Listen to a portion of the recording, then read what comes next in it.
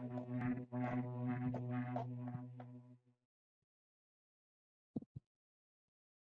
sejahtera. Hari ini kita nak sambung topik pra-algebra 1 dalam subtopik 1.9 pendarapan dan pembahagian integer. Terus kita bincang soalan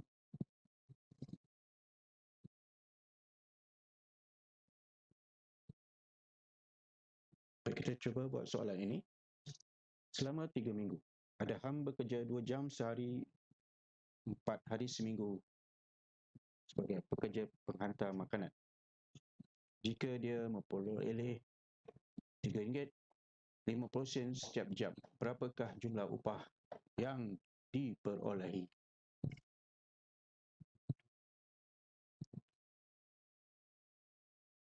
Jadi, pelajar sekalian, cuba buat dalam 2 minit. Tunjukkan jalan kerjanya dan WhatsApp pada cikgu jalan kerja masing-masing.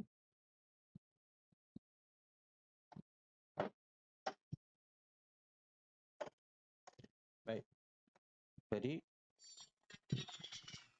Adam bekerja 2 jam sehari. Jadi, berapakah upahnya dalam 2 jam sehari dengan diberi 1 jam RM3.50.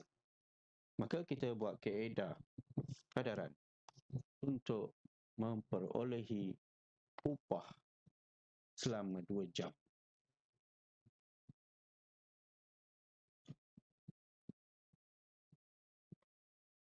Maka kita boleh jadikan D sebagai pembeli ubah untuk upah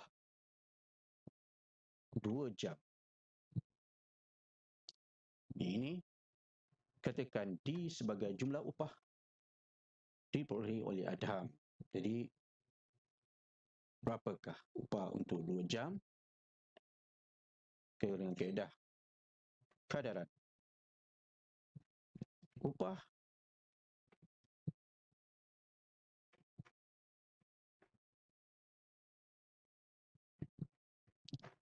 yang didapati, ini D sama dengan 2 jam, maka RM3.50 sama dengan 1 jam. Maka kita darab silang, kita akan dapat 2 darab 1, 2 bahagi 1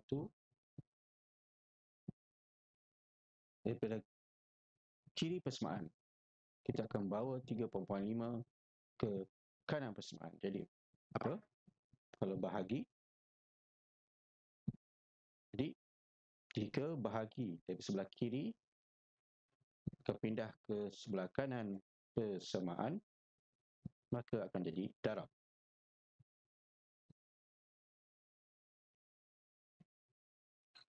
Jadi 2 bagi 1 maksudnya adalah 2. Darab dengan 3.5 dapat apa? Ya, kita dapat RM7 untuk 2 jam. Tapi di sini Adam telah bekerja 2 jam selama 4 hari seminggu. Jadi kita akan cari hari pula. Okey, hari. Di hari ini, dijadikan D ini sebagai berapakah upah untuk 4 hari bekerja. Ke D kita sama dengan apa? Ya, D kita sama dengan 4 hari, RM7 itu dia kira sebagai 1 hari. RM7 dalam sehari dia bekerja, dia dapat RM7.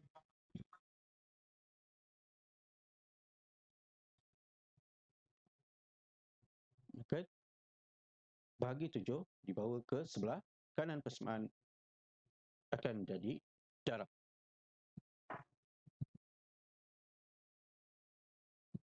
Jadi dapat berapa? Ya, RM28 upahnya untuk 4 hari. Namun dia bekerja selama 3 minggu. Jadi 2 jam, 4 hari, 3 minggu. Jadi untuk minggu,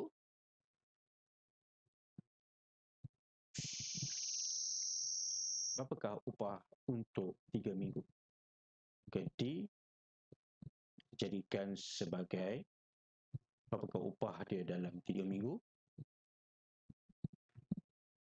Itu sama dengan 3.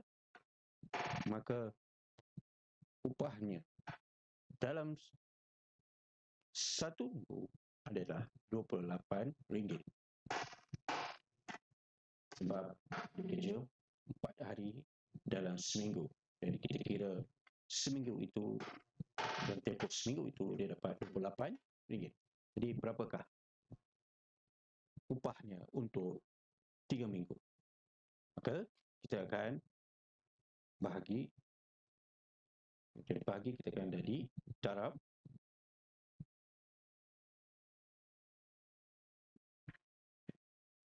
maka upahnya untuk 3 minggu adalah RM84.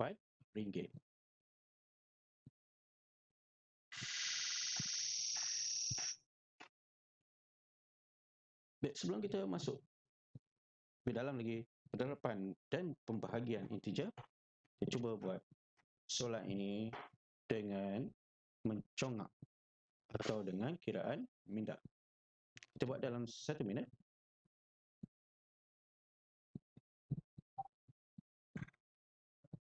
Okay, senaraikan semua jawapannya di dalam in-call message masing-masing.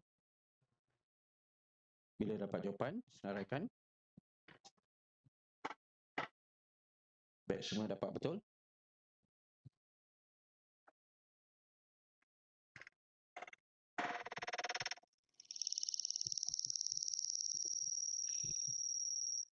Di 5 darab 4 berapa?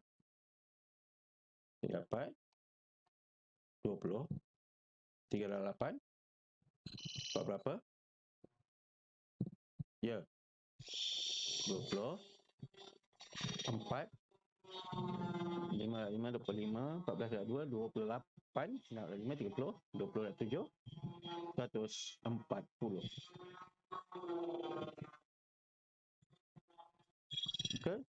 Jika bentuk lazim,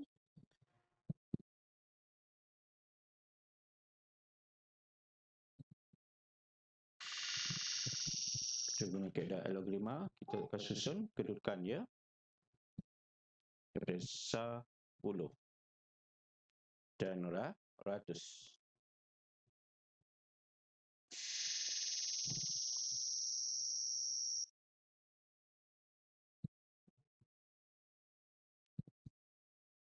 Okay, kita pergi pada soalan bentuk ayat. Ini penerapan dan pembahagian integer.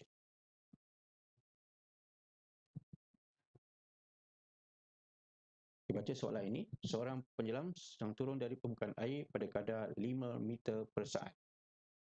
Tulis ungkapan dengan penambahan berulang untuk menunjukkan sejauh mana penyelam itu dari permukaan air selepas 4 saat.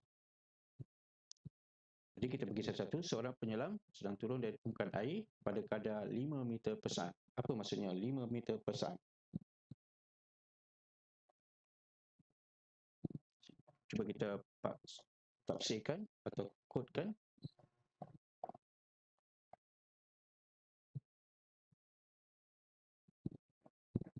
Jadi kadar 5 meter per saat maksudnya daripada permukaan dia menyelam kedalaman 5 meter dalam masa berapa? 1 saat. Maka dalam 1 saat dia telah menyelam 5 meter. Kalau 2 saat, ya 10 meter. Kalau 3,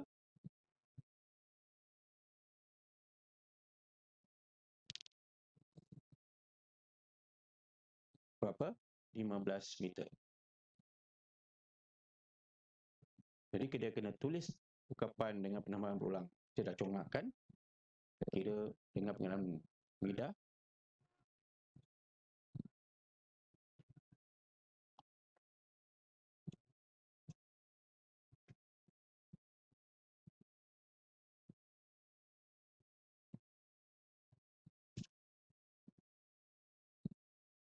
Jadi, keadaan apa yang kita sesuai untuk gunakan? Kita gunakan garis nombor untuk menunjukkan penambahan berulang.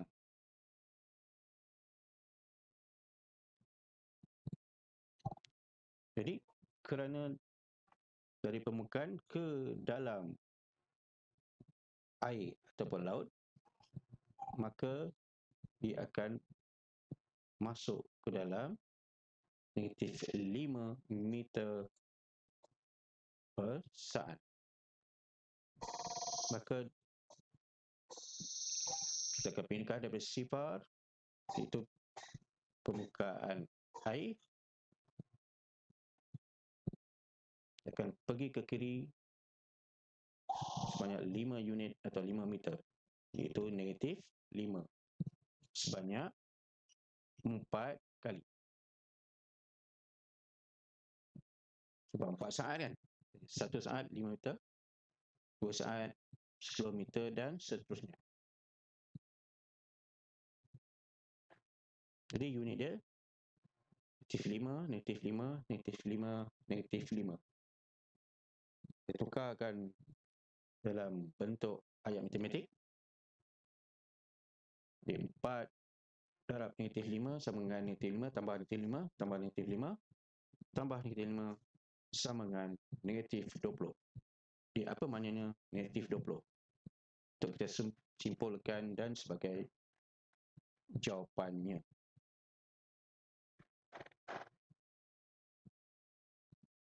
Jadi penyelam berada 20 meter di bawah permukaan air.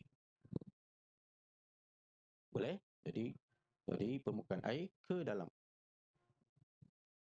laut, ia akan jadi negatif. Boleh?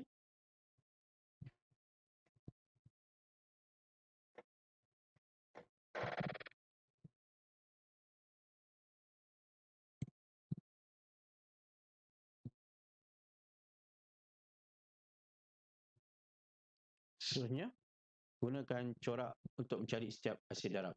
Macam mana maksudnya corak? Maksudnya, kita darab aja CP yang kita tahu, maksudnya seperti soalan negatif 2 darab 7, kita boleh mulakan dengan positif 2 darab 7 atau sifar darab 7, ataupun apa-apa CP yang kita ketahui sebelum kita dapat atau kita terus lompat ke jawapannya. Sebelum kita lompat ke jawapan.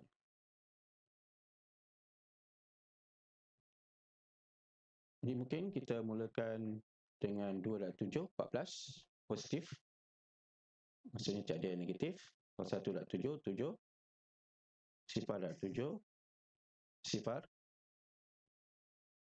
Maka bila ada negatif, apa jawapannya? Mungkin kita boleh mulakan dengan negatif 1 darab 7.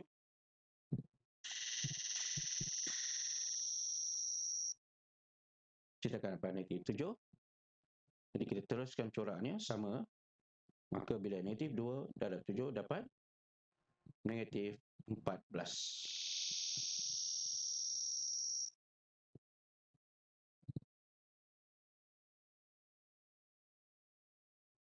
Baik, cuba kita buat soalan ini. Negatif 2 darab negatif 7. Mulakan corak yang kita tahu. Seperti soalan A yang kita telah buat. Kita boleh aplikasikan atau kita gunakan konsep daripada soalan A untuk soalan B ni. Okey, 2 darab negatif 7, kita boleh mulakan dengan asid darab yang kita tahu. Baik, apakah Syarat yang kamu tahu. Okey. Kita cuba buat dalam 1 minit.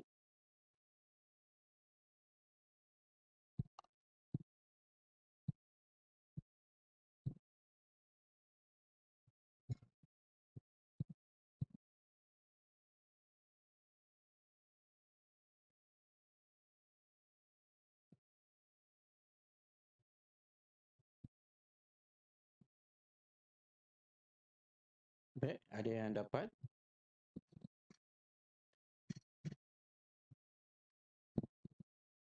Selalunya kita guna kalkulator kan? Tapi kita kena tahu coraknya. Mulakan apa? Di soalan A, okay, kita boleh mulakan dengan 2 darab negatif 7. Salah satu nombor antara dua nombor itu adalah negatif. Kita akan dapat negatif. Jadi 2 darab negatif 7, kita dapat negatif 14. Maka kita teruskan corak itu. 1 darab negatif 7, kita akan dapat negatif 7. Sifar darab negatif 7, kita dapat sifar. Maka bila dua-dua nombor itu ada tanda negatif, maka jawapannya adalah positif. Negatif 1 darab negatif 7, 7. Kita teruskan corak itu. Negatif 2 darab negatif 7 sama dengan 14. Maka jawapannya adalah positif 14.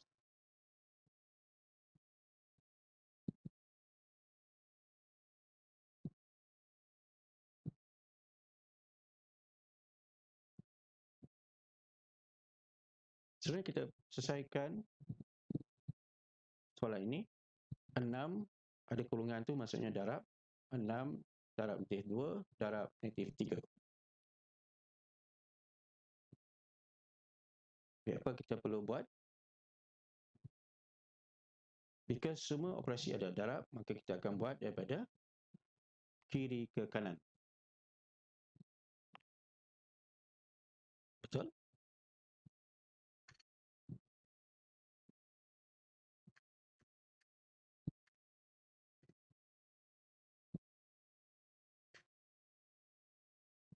Baik, jadi kita mula dari kiri kanan. 6 darab negatif 2 dapat apa? Negatif 12.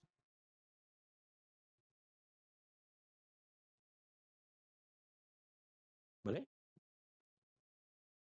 Ini 6 adalah tanda positif, darab dengan negatif 2, tanda negatif, akan dapat negatif.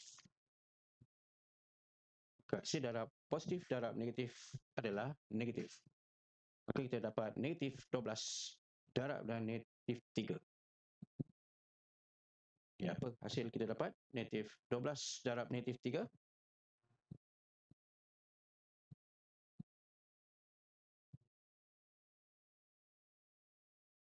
Kita tuliskan dalam ruang integer. Okey, tuliskan dalam integer equal message jawapannya. Kita type semua jawapannya.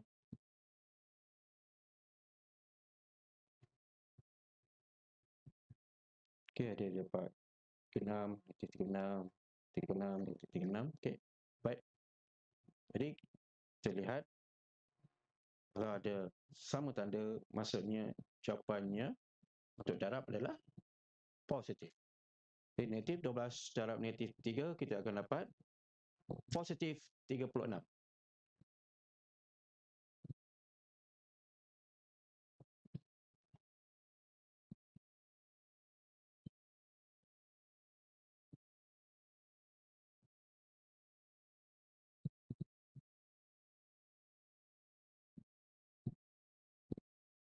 Baik, kita pergi soalan penyelesaian masalah bentuk ayat. Gunakan jadual untuk mencari purata perbezaan dalam nilai dolar Kanada dan dolar Amerika Syarikat untuk 1994 hingga 1994 hingga 1997. Jadi kita lihat jadual tahun 94 hingga 97. dia suruh cari purata. Jadi kita kena guna rumus purata. Purata tu apa maksudnya? Itu perbezaan. Jadi kita tafsir satu-satu. Mencari purata, purata itu ada rumusnya, purata. Jadi ini jumlah semua perbezaan kita tambahkan, maka kita akan bahagi dengan berapa bilangan kumpulan itu atau kumpulan. Berapa kumpulan atau perbezaan. Jadi perbezaan maksudnya penolakan antara nilai dolar Kanada dengan US ditolakkan. Kita dapat perbezaan. Itu maksud beza. Maknanya beza kata lain adalah tolak.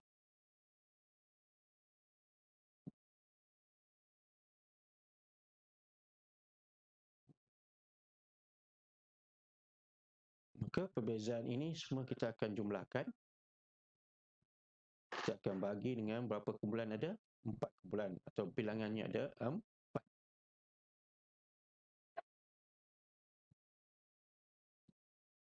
Negatif 27 tambah negatif 27 tambah negatif 28 tambah negatif 8 bagi dengan bilangan nombornya atau nilainya iaitu 4.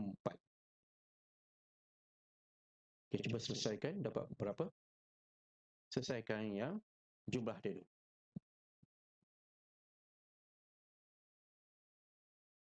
Negatif 108 bagi 4. Jadi bar ataupun pecahan simbol ada garis itu maksudnya bertindak sebagai simbol kumpulan. Ini negatif 108 bahagi 4.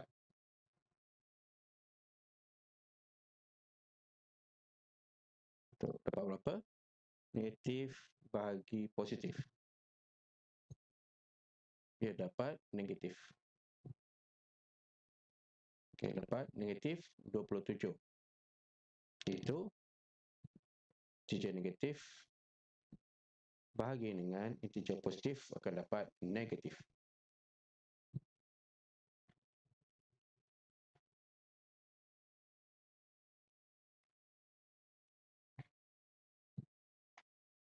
Maka untuk 1994 1997 perbezaan puratanya ialah negatif 27 sen. Kita cari setiap hasil darab, hasil bagi. Kita buat dalam 5 minit.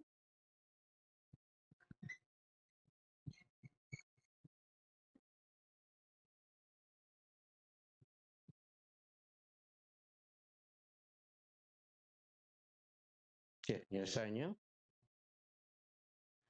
negatif 7 darab negatif 3, dia tahu dia akan dapat 21.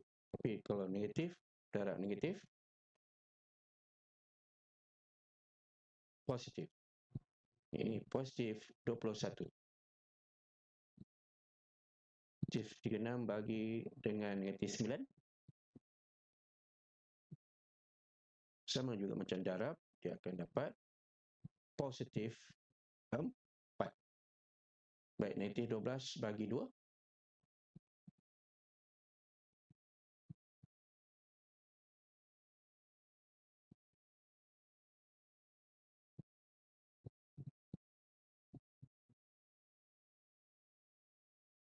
Jadi, integer negatif darab dengan integer positif, kita akan dapat negatif. Negatif 24. Okey, 7 darab negatif 3. Sama konsep dengan soalan 3. Negatif 21.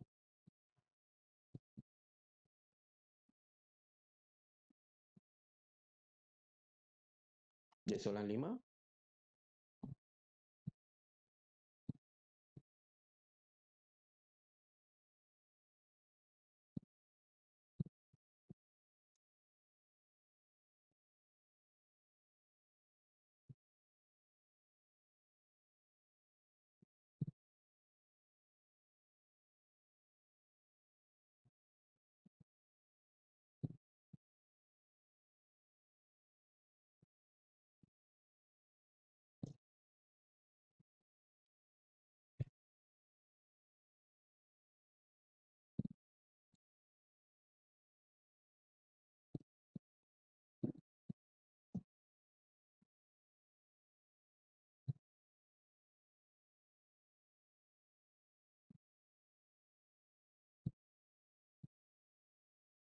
Ya, jadi negatif 6 darab negatif 2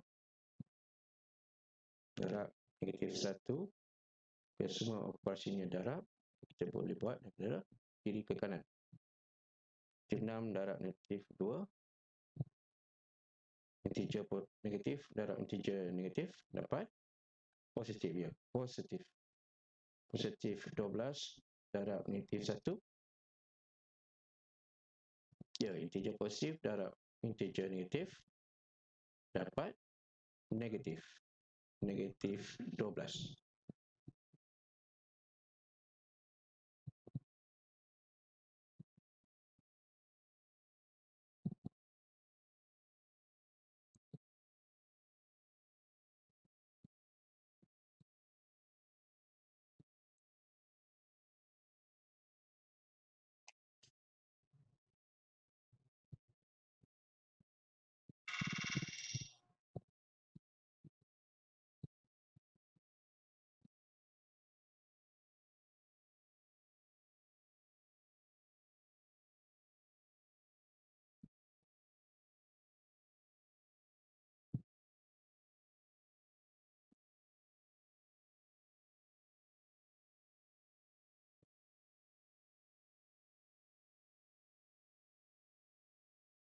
Ke sebelahnya, bila integer positif darab dengan integer positif, kita akan dapat berapa?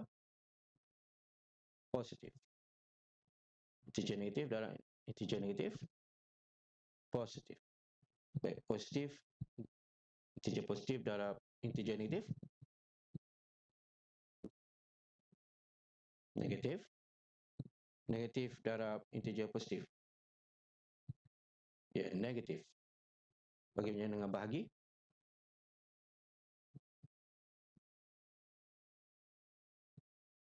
Positif bagi positif. Ya, positif. Negatif bagi negatif. Kita dapat positif. Juga positif bagi negatif. Ya, negatif. Negatif bagi positif. Negatif. Maknanya, konsepnya sama dengan darab.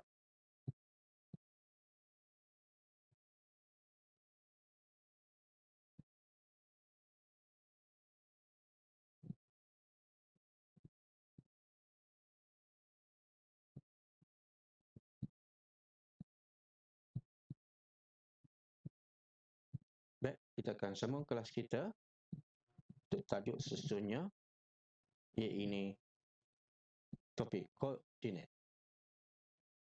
Sekian.